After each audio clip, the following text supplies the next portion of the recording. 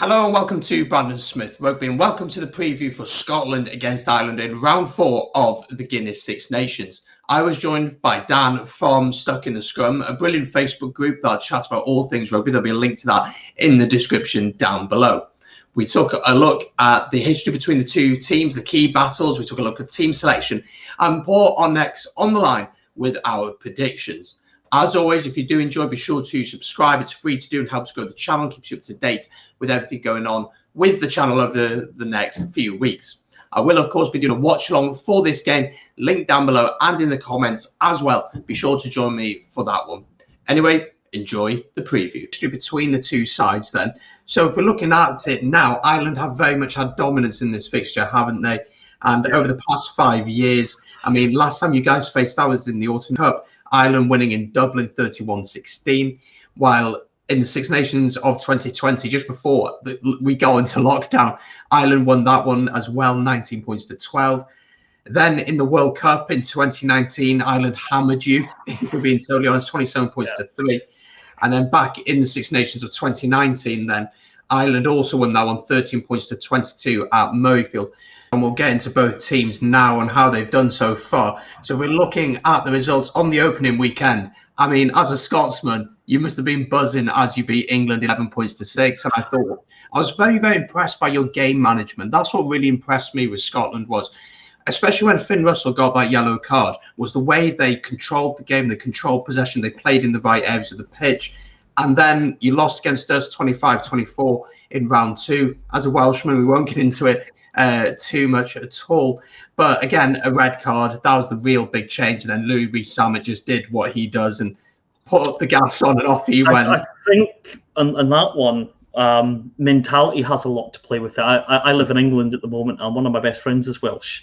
And obviously I was hearing a lot about it after the game, and I went in, and when we were 17-3 up, fully expecting Scotland to win at that stage. But one thing that Wales have over a lot of nations, but especially for their older boys, they have a vast experience of winning and knowing how to win big games. Even though I think skill-wise Scotland were a better team, one thing that Scotland lack is knowing how to see at big games. They're not used to being able to handle being the favourites. Where Wales, they've got a history, they've got lots of memories of beating Scotland at both club and international level, and I think that's really even more so than the red card, what pulled Wales through a couple of weeks ago against Scotland. In Scotland, that's only with them, that'll come with time. The more they win games, they'll know how to edge it out, but they have to cut their teeth somewhere, really. Yeah, I thought that the way we managed the game from that point forward was really impressive. And again, you know, Louis Rees-Zammit, without him, we wouldn't have won that game. But as you said, Scotland were up, I think, 17-3. And then we got a try just before half time, didn't we? Which gave us a little bit of hope for that game. Let's quickly talk about that England game, though. Yep. How impressed were you with Scotland that day? Because I thought you were so much better than England, but England were very poor on the day as well. So what did you make of Scotland? They were. England, I think they're going through a bit of a transition at the moment. I think a lot of the Saracens boys that have no match fitness has a huge amount to play in this tournament. From Scotland's perspective, they looked really good. They looked really in control. And they looked like they didn't get out of third gear for half of it, which is it's strange to say, seeing the result at the end of it. They were so good, but they didn't even look like they were firing on all cylinders. They dominated up front, which even though they had the far lighter pack, they were faster, they picked holes, but I think a lot of it was due to match fitness. Yeah, I thought England, as you said, the Sarries boys weren't there. I was very impressed by some of the players that came in. So Cameron Redpath looked like he'd been playing international rugby for 5 years.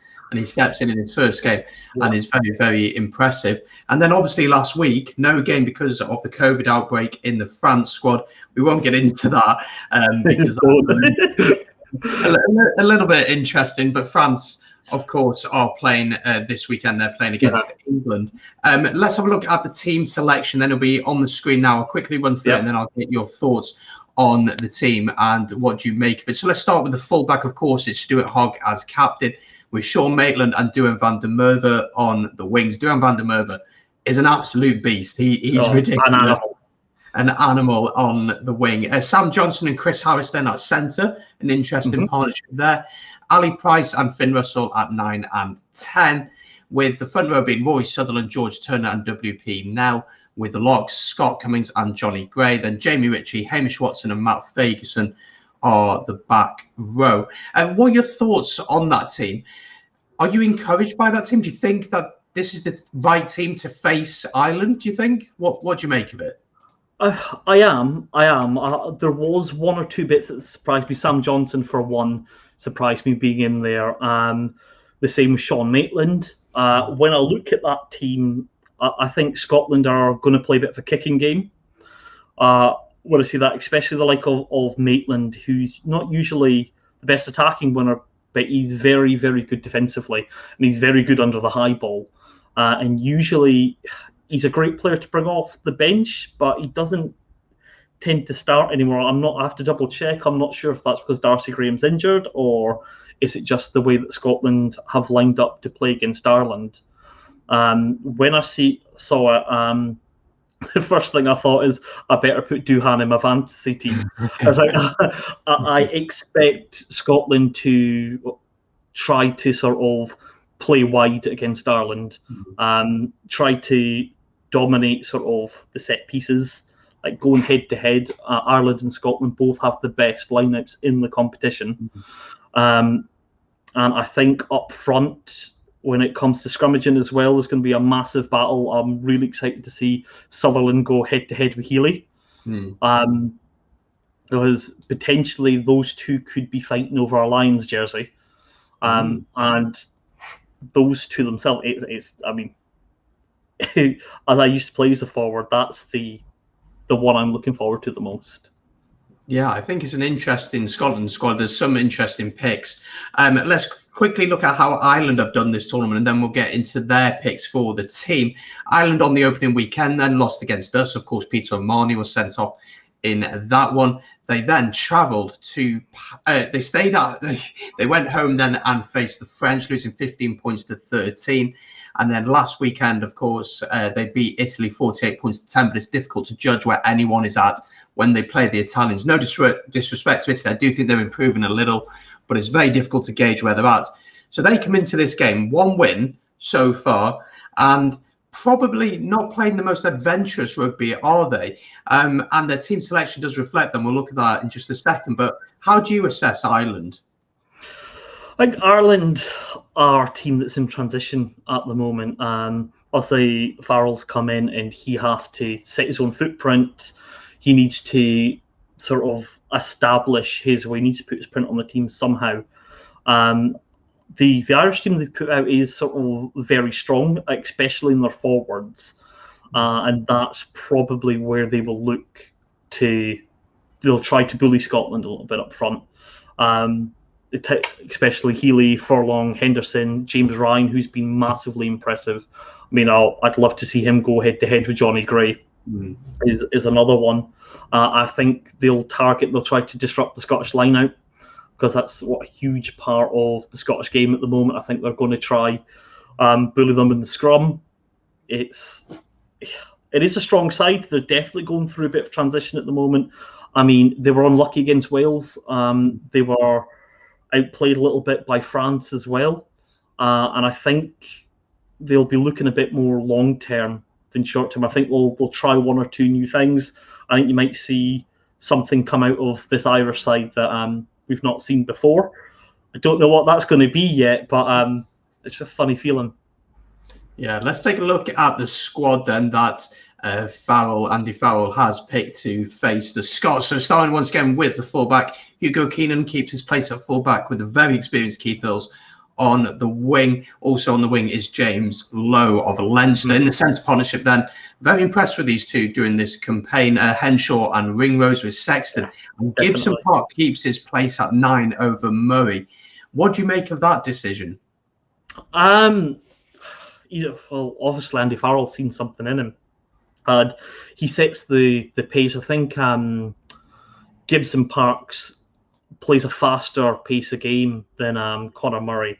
If you compare it to maybe the Scotland side of 2 or 3 years ago, where you went with rather Ali Price or Greg Laidlaw, where Laidlaw was very much like Conor Murray. He read the game very well, but it was a much slower pace, where Ali Price, he likes to snipe, he likes to do a lot of box kicks, he likes to run a lot, and he's just got that faster tempo. And I think that they've put Gibson Park in there to sort of go head-to-head, Wally. Yeah, I think Gibson Park is a interesting choice, although I think there's one name that we certainly probably both think should be in there, that is John Cooney, but we won't get the Irish fans onto that too much. But looking at the front row, then you got Healy, Herring and Furlong. That's a very strong front three with Henderson and Ryan in the locks, and then Tadburn, CJ Stander and Will Connors then completing the pack.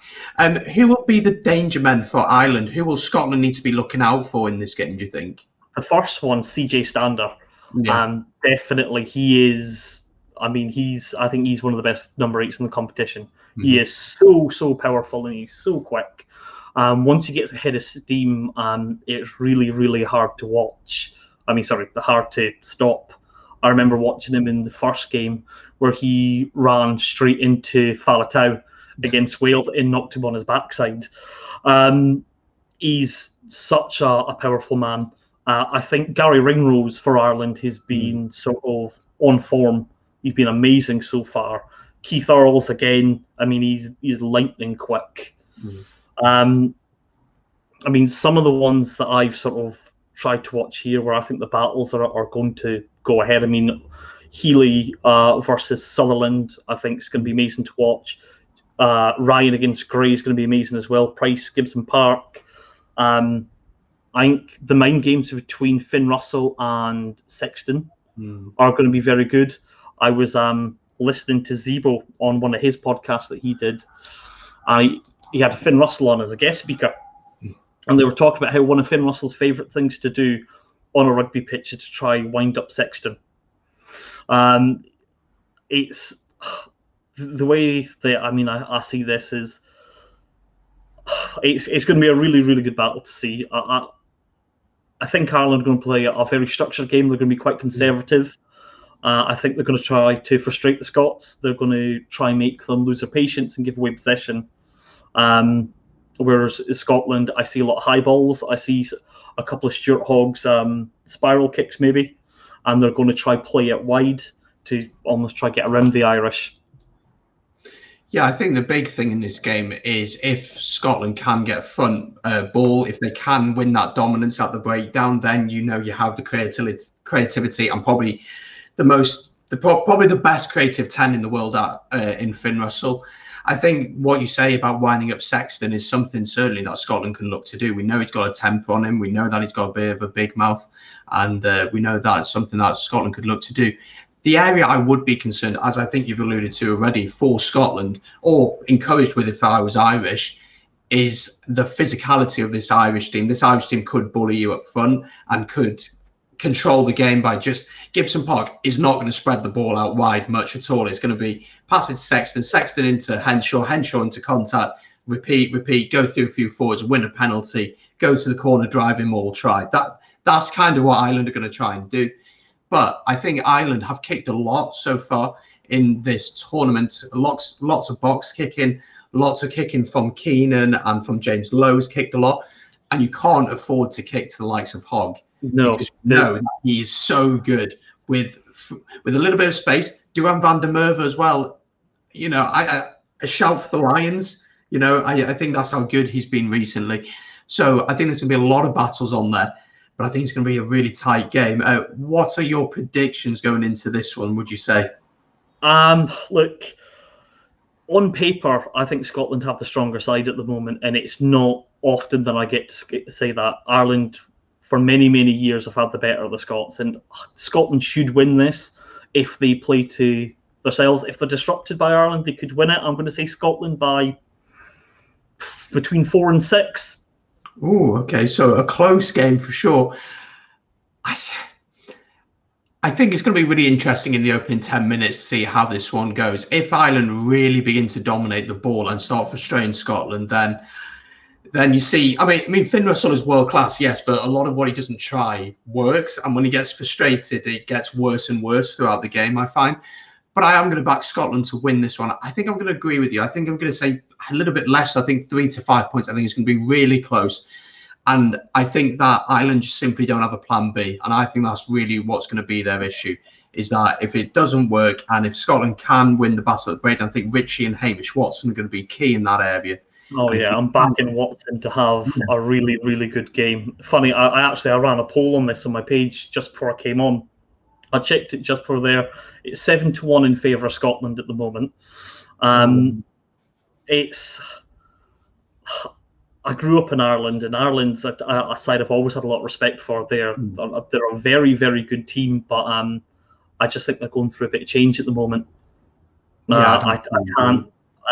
I'd struggle to see them winning this. If they do, it would be them disrupting Scotland's game plan. I think for Ireland to win this, if they disrupt the set piece, if they frustrate Scotland, get Scotland to give away possession, what Ireland can't afford to do is try to kick for possession. If they kick behind the Scottish defence and they invite Stuart Hogg to rather run at you or kick back at you or give Finn Russell any time on the ball, it could be lethal. So I think disrupt the Scottish set pieces, try to be more physical up front. It would be Ireland's best play, but yeah, I'd say Scotland by 4, 5 or 6. Yeah, I'm going to agree with you. I think Scotland to win this one. But as always, guys, do let us know your predictions in the comments down below. Before we go, then, tell us a little bit about your page. What kind of things are you doing on there? So I started up Stuck in the Scrum only, God, not long ago, about 5-6 months ago. And it was because I wanted to find basically a lot more rugby geeks like myself. I actually wanted to make my little rugby group chat that little bit bigger. So it's been slow, but it's been grown a little bit.